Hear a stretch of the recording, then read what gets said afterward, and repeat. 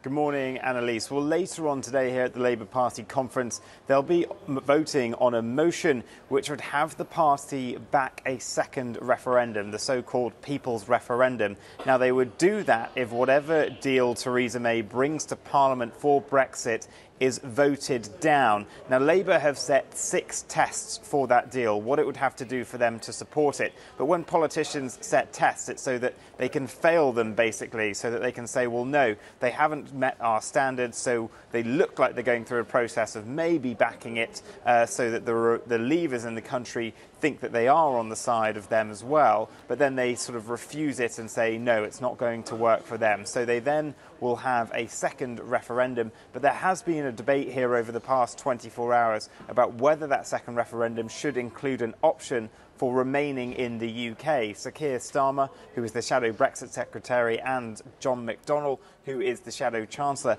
have been fighting between them on this, but Sir Keir Starmer has won, and so the vote they'll be having today will be on a second referendum, including the option of remaining within the EU. Vinny, things are not looking too good for Theresa May. What is the government's current position on all this?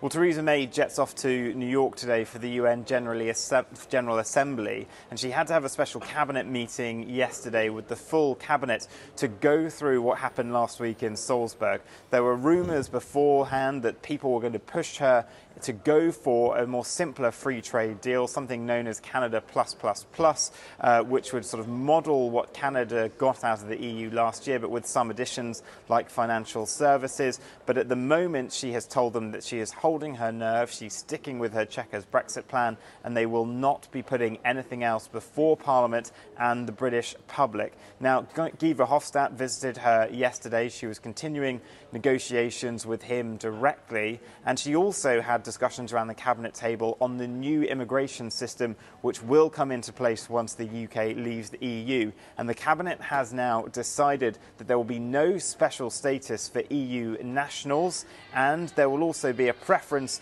for high-skilled immigration. No longer low-skilled immigration will be accepted because they think that'll be better for the economy. Now, that might be a tactic in the negotiations, something that they might change if the EU softens their stance on Chequers, but we'll see in the next couple of weeks, because Theresa May has her own conference next week in Birmingham, where she'll be expected to say more on what her plans are. She'll, I think, be reiterating the message that she put out on Friday, that she is fully behind her Chequers plan still. She's waiting for Brussels to blink. But right here now at a Labour Party conference, they're just hoping that there will be the chance to get that second referendum, or their real preference, a snap general election.